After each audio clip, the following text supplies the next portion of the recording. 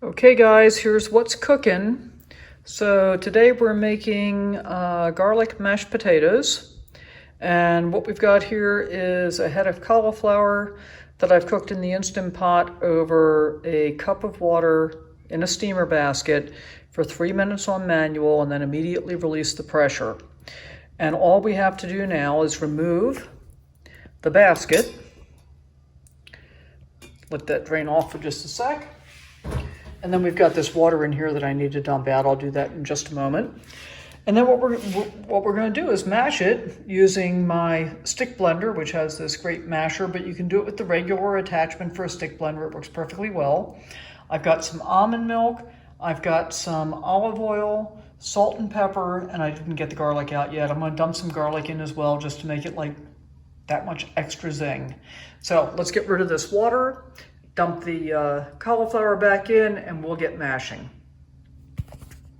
A half a teaspoon of pink Himalayan rock salt, about 3/4 of a teaspoon of granulated garlic.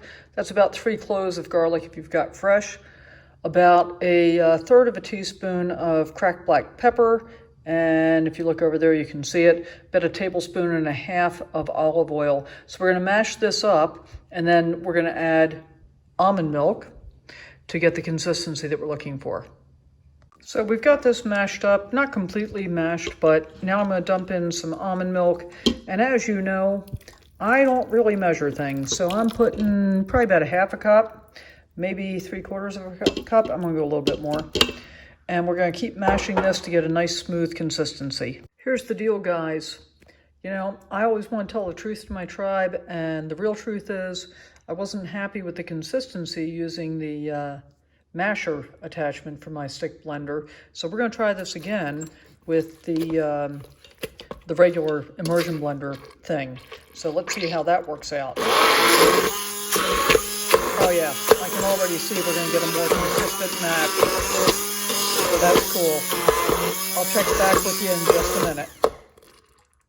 Happier with the consistency, and just so you know, guys, I added about somewhere between 1/8 of a cup and 1/4 cup more of almond milk over here.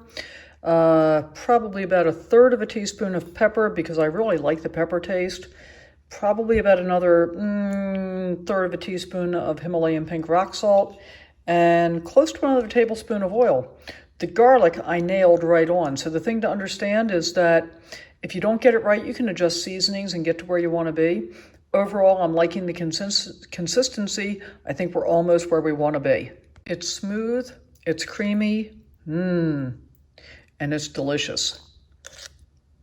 If you found some usefulness in this video, and I know that you did, please be sure to like the video, comment below, hit the subscribe button because that really helps me to get more videos out to you. And don't forget to hit that notification bell so you get notified the next time a new video is coming out. See you the next time. What's cooking?